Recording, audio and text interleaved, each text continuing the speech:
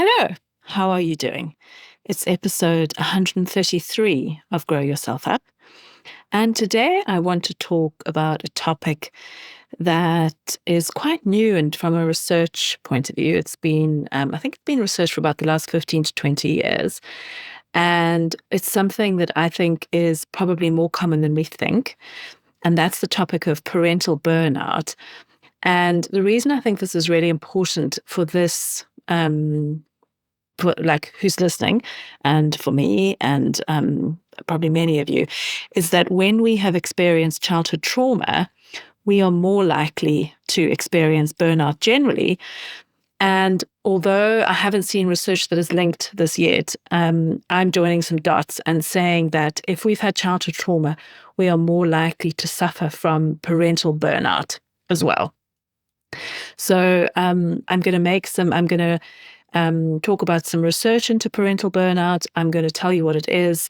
I'm going to talk about it from a nervous system point of view and a physiological point of view. And then I'm going to highlight some of the ways that we can help ourselves. And it's a complex topic. There's some major researchers in this space who've done amazing research. And actually, a lot of this research you can get free on the internet, because a lot of research articles you have to either belong to a university or be part of an institute, or pay like a lot of money, like something like sometimes like £47 for one article. So you can go and like find yourself some research on this if you want. But let me just tell you a bit about parental burnout. So parental burnout it results from chronic exposure to parenting stress. And it's a syndrome. They call it a syndrome located on a continuum between stress and depression.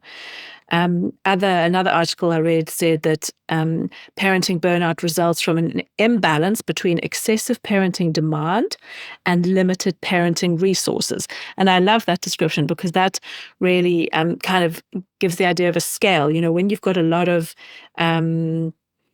demands, so excessive parenting demands and limited resources, then you're much more likely to be prone to burnout.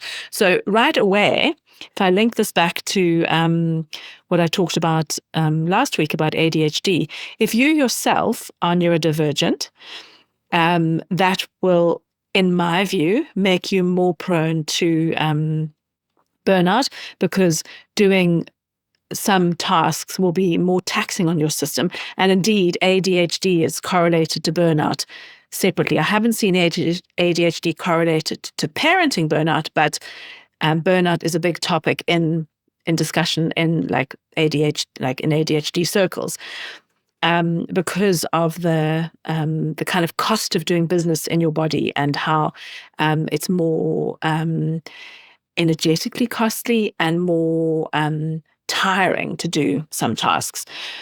And from a nervous system point of view, so we, like all the things we talk about on this podcast, are to help you become more embodied and embedded in your own experience. Because when we have childhood trauma, we have learned that our needs are not important, and that there was kind of no one around, like no adults, to help us with meeting those needs. So pretty quickly, you learn to disconnect from your body, because your kind of basic human needs, the needs to have connection, to have enough food, to feel seen, to feel safe, to feel secure. If you're not getting that, it's really kind of energetically costly to be constantly reminded of that. So we kind of move into our heads, as it were, and don't spend too much time being like weighed down by our physical needs, like our physical needs for tiredness or thirst, or even going to the loo, you know. And often in motherhood, that's a clue that there's something going on, where the mother spends is not tending to her needs for thirst, or tending to her needs to go to the loo, because she kind of ignores it or is not aware of it until she's absolutely bursting, or until you're like so dehydrated, you basically already lost your temper, and it's actually because you're dehydrated. And so part of what we're doing here is to try and become more embodied, to become rooted in our own physical experience so that we can live our life from that place, because that is a much more grounded and powerful place, actually, when you immediately get signals in your body of, oh, I need to go to the loo quickly, or I need to go to the bathroom, or, oh, I really am desperate for something to drink, or no, actually, I can't commit to working like overnight or something, or I can't commit to doing another project, or I can't say yes to driving my children across town because I'm actually exhausted and I need to go and have something to eat. But when we've had childhood trauma, the disembodiment and the dissociation that we've used to survive mean that we may be much more prone to continuing to disconnect from ourselves. So then burnout might arrive and like a strange surprise where you're like, oh, how come this has happened? I thought I was okay. But many of us have learned to push past our physical signals and overwork, use caffeine, to say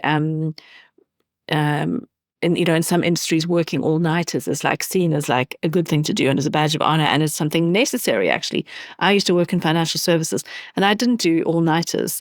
In consulting, though, there was that. So in my last bit of my career in financial services, in management consulting, there was that kind of culture of like really late working and doing an overnight shift necessary, and seeing that as something to celebrate. And so if you are able to disconnect from your physical signals and able to just keep on like mainlining caffeine and having more sugar or some sort of other, like maybe some uppers or speed, I don't know, then you're seen as like a good worker, because you are, but what you're actually doing is you're disconnecting from your lived experience where your body might be screaming, actually we need to rest, and you're blocking that because you're so used to blocking that. And that's facilitated from a nervous system point of view, often by being in freeze. And I remember when I trained with Deb Dana on polyvagal theory, she talked about how freeze is like rapid cycling between being very activated and being shut down. And I think that we're still learning a lot more about the freeze state. But if we have been in that state our whole lives because we basically have trapped freeze states from childhood, then we take that forward and it might seem like we're really good workers, but actually we might just be in freeze. So that kind of disembodied, dissociated place we may be occupying, then is going to be more likely to speed us towards parenting burnout. Can you hear? Does that make sense? Because of the fact that we have learned not to be in touch with our signals. We've learned to essentially ignore them. So, we've talked previously about interoception. We're not being in tune with our interoception. So part of our healing then is becoming back in touch with that and noticing, okay, I need to go to the loo now. I need some food. My blood sugar's like plummeted and I'm like really grumpy now. And to really actually notice that as it's happening. And also from a nervous system point of view, we can characterize burnout as more signals of danger coming to us more of the time than signals of safety. So just quickly having a recap about our neuroception. So neuroception is a term that was coined by Stephen Porges, and he's the creator of polyvagal theory. And our neuroception means that he defines it as something that's going on out of our awareness all of the time. So when I say out of our awareness, I mean under the level of conscious awareness. So we don't have to think to do it. It's just happening all the time. And we respond to our neuroception, and we make immediate split-second decisions to keep ourselves safe, because our nervous system just wants to keep our physical body alive. So we're always scanning our environment to make sure, am I safe? What action do I need to take?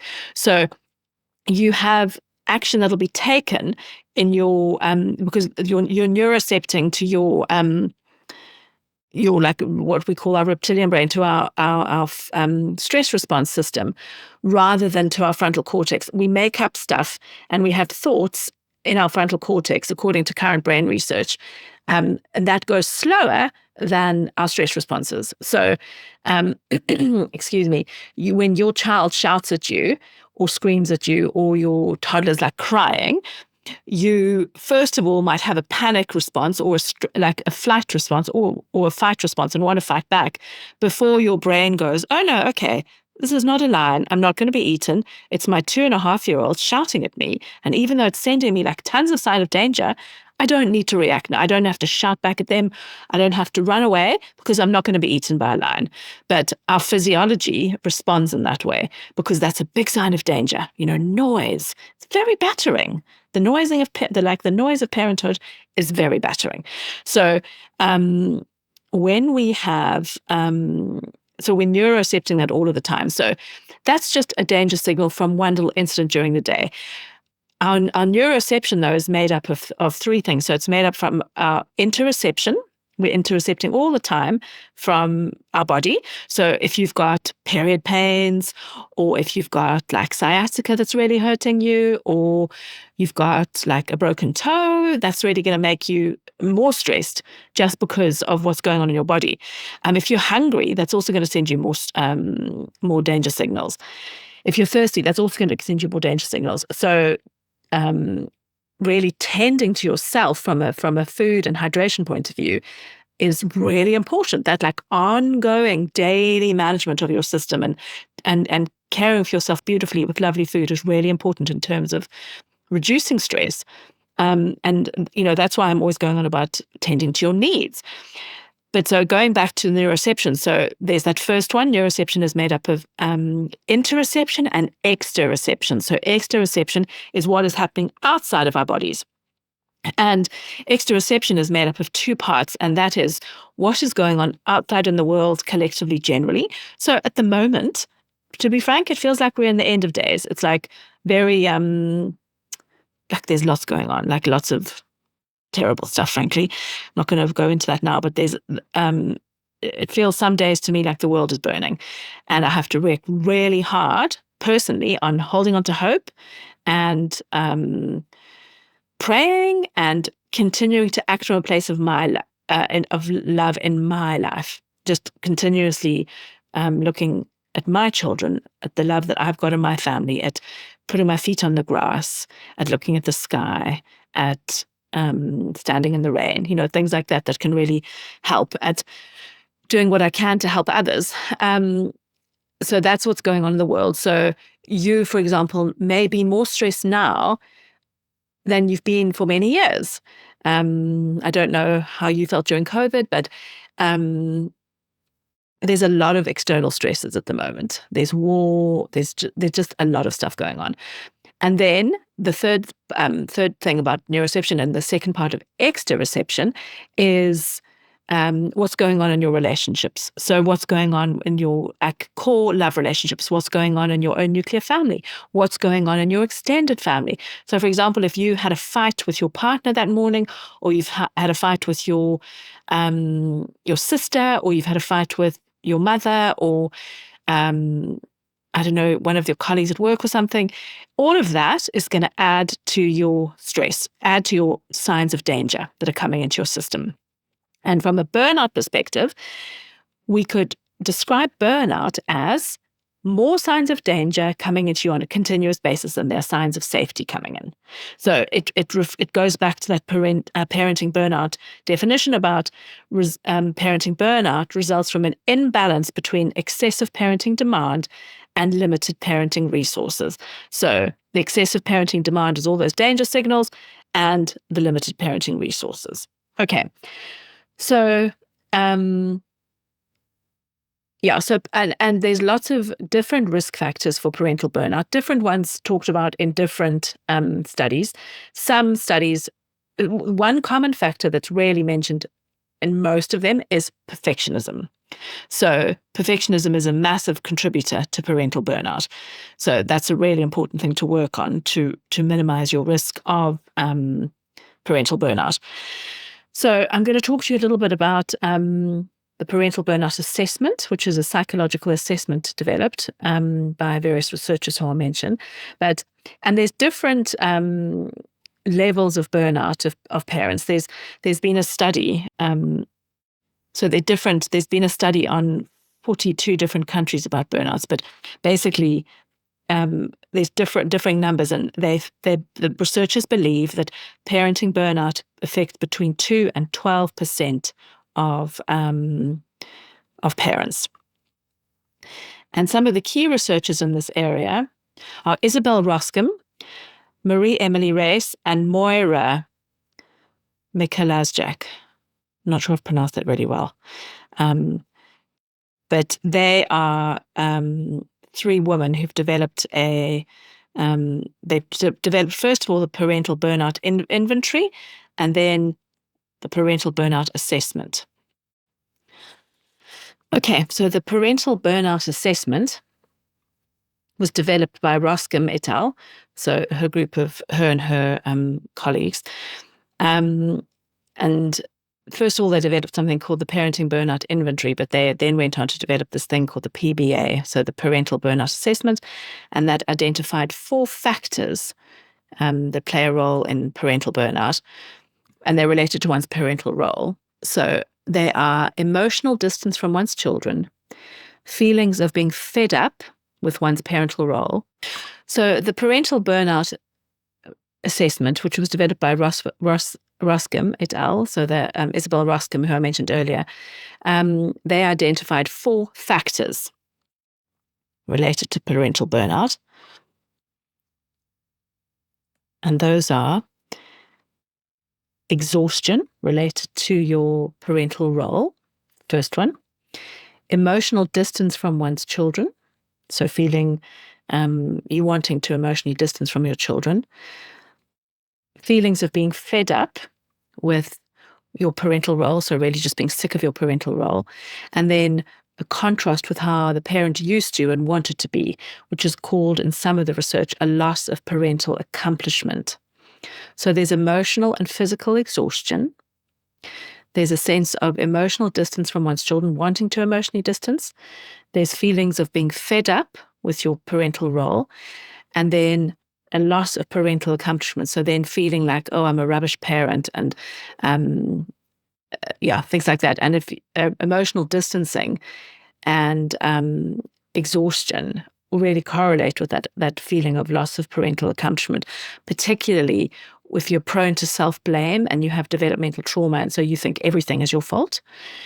And so those criteria, so listen again, so exhaustion, emotional and physical exhaustion, emotional distancing from your children, feelings of being really fed up with your parenting role, so just like really sick of it, over it, and then a loss of parental accomplishment, which in other research they say a contrast with how the parent used to and wanted to be. So, and you can see that it's a really unique combination of symptoms, which are different from parenting stress, different from burnout, which is not related to parenting, and also depressive symptoms, because it really manifests in the parent-child relationship. So I really wanted to highlight this part of this assessment, because these criteria, so emotional and physical exhaustion, that you may have that, but you may not have the other criteria. So if you're noticing that you're feeling really sick of your children, or you're hating them, or you're desperate to be away from them a lot of the time, or if you're constantly thinking you're a rubbish parent and criticizing yourself, and you think that your relationship with your child has worsened, that may be a sign that you are actually burnt out, and that you're suffering from parental burnout, and not a sign actually that you're a bad parent. And it's really important to notice that emotional, the distancing, when you really want to get away from your kids and you can't kind of bear to physically spend time with them, or you're noticing yourself feeling really resentful a lot of the time and either hating them or complaining about them a lot, because that can be an indicator that not that you need criticism, but actually that you need support. So if we go back to both the nervous system lens, if we look at the nervous system lens, you need more signs of safety. And we'll talk about what those signs of safety be, and you need more support. And from the where we talked about parenting burnout being an imbalance between excessive parenting demand and limited parenting resources, you need more resources, or you need to lessen the demands, or possibly both. And that's really complex in many, many situations, because these are not levers. Like, getting more support for one's family is not a quick lever to pull. Going to bed early is something that we can, is one of those things that we can deal with, like, today. But if your child has got some tricky things going on and you think that they need a neurodivergence diagnosis, and then you could access better support or care in the country you live in, that's not something that's just going to happen like today, that you can't just click your fingers and get that. And so that's long-term parenting stress. So really be vigilant around that. So I want to just tell you I'm going to literally read to you some of the risk factors. So there's one really nice study from 2023, and I'm actually going to put it into the research. It's called Risk Factors and Consequences of Parental Burnout, Role of Early Maladaptive Schemas and Emotion-Focused Coping. And they talk a lot about early maladaptive schemas and mood disorders. Now, what they're talking about, maladaptive schemas are from childhood trauma, because we develop maladaptive schemas when we are insecurely attached, and we then have what John Bowlby called our internal working model, and then that is they're related to our unmet emotional needs. So I'm just going to read this to you quickly. It's kind of a little bit technical, but I'm sure you'll be able to understand. So early maladaptive schemas, this is psychological language, they can be defined as mental beliefs that serve as filters through which individuals interpret the events they experience. These salient representations are made up of thoughts, particularly memories, emotions, and bodily sensations concerning the individuals and their relations with others. Listen to that, emotions and bodily sensations. That's all implicit memories. And they're described as early because they're constructed during childhood and adolescence, and maladaptive because they continue to be systematically activated in adulthood. And so when we are much more likely to have maladaptive schemas when we've had trauma and childhood wounding and stress, because we haven't had our needs met. So this, I'm just going to, I don't want to read this whole thing to you, because you can go and read this yourself, but I want to highlight that there's 5 major domains of unmet emotional needs which make you more likely to have parental burnout. So the first domain is entitled disconnection and rejection, and consists of the schemas of abandonment, instability, mistrust, abuse, emotional deprivation, defectiveness, shame, and social isolation, alienation. The second domain is entitled impaired autonomy and performance, and corresponds to dependence, incompetence, vulnerability to harm or illness, enmeshment, undeveloped self, and failure. The third domain is called impaired limits and includes 2 schemas, entitlement, grandiosity, which is essentially what happens when we haven't integrated our narcissism from childhood, and insufficient self-control, self-discipline. The fourth domain is other directedness and corresponds to subjugation, self-sacrifice, and approval-seeking, recognition-seeking, which is what we do when we people please and when we are very vulnerable to external approval, which I am that. I mean, I'm probably all of these in some way. And the fifth domain is overvigilance and inhibition, and refers to negativity, pessimism, emotional inhibition, unrelenting standards, hypercriticalness, and punitiveness. So that's basically hello perfectionism. So that might have been a bit too much sort of, I don't know, words for us, but I really wanted that article. I'll put the link into the show notes. There's a lot of correlation between how we are as a child and what we are then become vulnerable to. And so working on your own healing on your own trauma, working on your perfectionism, working on developing resilience, working on really reparenting yourself. These are all protective in like so many ways. As you can hear, they're protective in preventing you from developing parental burnout. Okay. And then one other thing I just want to read to you about, which is this is a systemic review of parental burnout, and this is from 2024.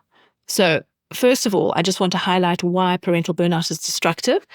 So as regards us, the parents, it's very destructive because it can give rise to suicidal ideation. We might try to desperately get away from our kids, like literally escape. We may become addicted to something. So if we drink, or maybe we took drugs before we had children, or maybe we still take drugs, we may be much more vulnerable to developing either picking up an addiction or developing like a substance addiction or a behavioral addiction. And also it really prevents us sleeping. So it's a serious thing. There's lots of things that can be very destructive in our own lives and cause us a lot of issue. And we're much more vulnerable to addiction when we can't emotionally regulate ourselves. Because addiction is essentially our best attempt at regulating. So if you're noticing that you are constantly popping like a Valium, or you're desperate to get a prescription for something, that's like an indicator that you need support. It's an indicator that you're struggling in some way. And if you are like drinking a lot, or you're increasing what you drink, that's really an indicator that you also need to reduce parenting demands and increase parenting resources. Okay. But generally, like prolonged exposure to this reduces our satisfaction, and we have a dysregulation in our HPA axis. Now, to be honest, most of us with childhood trauma already have a dysregulation in our HPA axis. This is something that Stephen Terrell talks a lot about, and he's been on the podcast before. And he's one of my teachers, and I've done his. I'm a transforming touch practitioner, and that whole body of work is predicated on supporting our HPA axis and allowing it to stop working so hard, because it's our hypothalamic pituitary adrenal axis, and it's linked to your adrenal glands, which are just above your kidney glands, and it's your hypothalamus and your pituitary, like your pituitary's, I think, just behind your thyroid, and your hypothalamus is in your brain. So it's like a triangle of activity, and that is responsible for our stress response. And when we have not had our needs met in childhood, we have an overactive stress response. So if you are then having parental burnout, you're going to be that's going to be much more activated, that HPA axis. And so it then gets dysregulated over time. But when we've had childhood trauma, we already arrive in parenthood with an overactive HPA axis. Okay, I hope that makes sense. So in this is another reference that I will put into the show notes. This is a systemic review of parental burnout. And they talk about a bunch of different contributing factors, and they break them out into they call it microsystem individual factors, mesosystem interpersonal factors, and macro system society and policy or cultural factors. And they've got a lovely concentric circle diagram in this paper, so go and have a look at it if you're interested.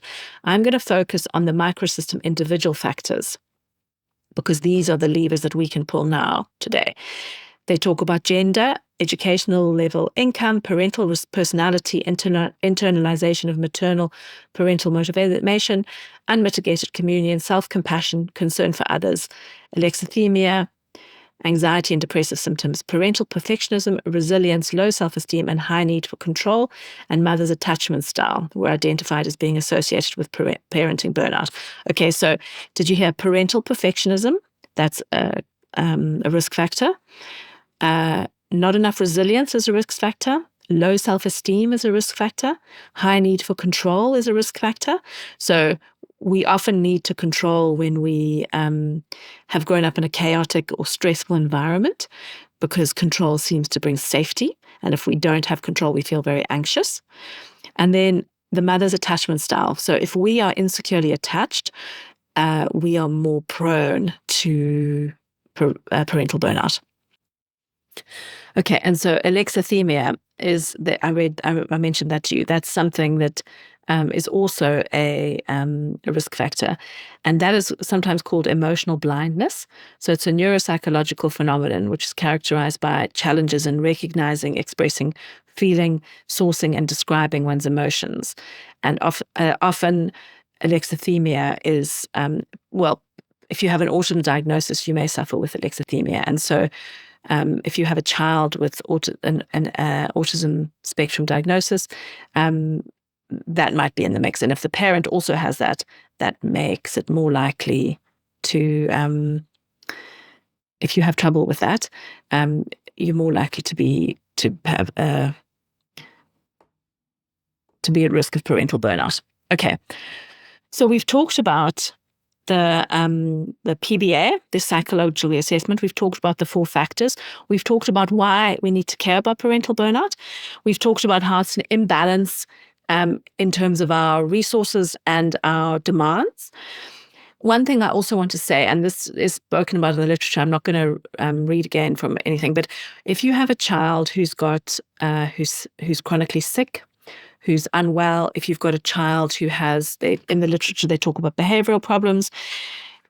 If you have a child who's got a diagnosis, a neurodiversity diagnosis, that means you're also more likely to be prone towards parental burnout because there's a lot more complexity in your parenting journey.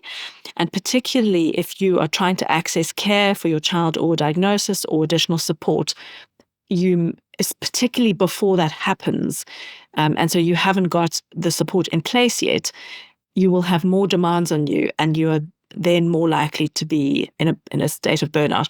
So really be very mindful and gentle and aware of this for yourself. I hope that you maybe have a therapist. I hope you can kind of get support around this. Now, I want to talk about what helps with this. So burnout is a condition which it's like a chronic condition that many of us can't just stop life. We can't just, I can't just like stop parenting. I can't go and live on another planet. We can't suddenly like shed a lot of responsibilities. So, and if we and that can make us feel a little bit desperate sometimes, but it also there's a lot of hope in this, and the reason I want to kind of leave you with an idea of hope is that if we go back to that idea of the nervous system thing about signs of danger and signs of safety, so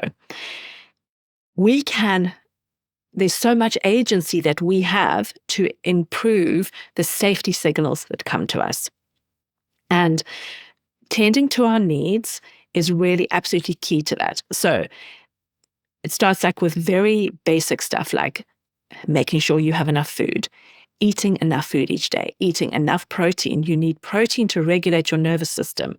And women in perimenopause have higher demands for protein. So if you're a mother in midlife, make sure you're eating enough protein. Look at your sleep patterns. I'm also busy with looking at my sleep patterns and making sure that they are more supportive to my own life and the challenges that I deal with. Look at your hydration patterns. Look at how much you're using caffeine.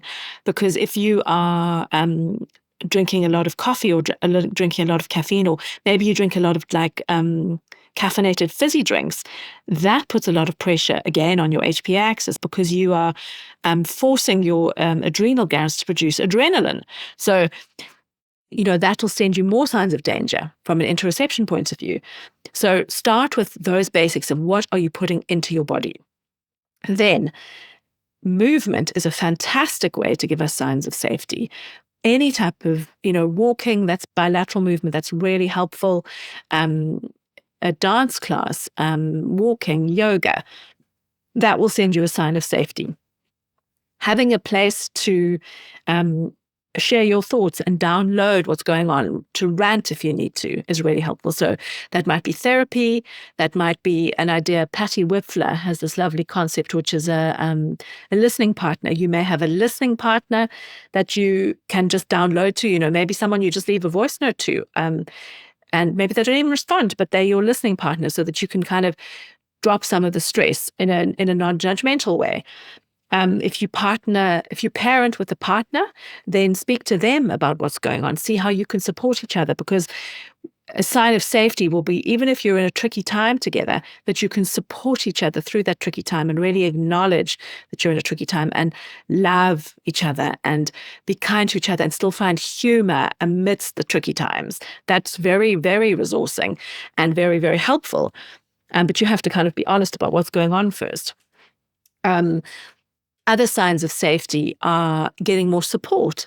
So, for example, if you have a child who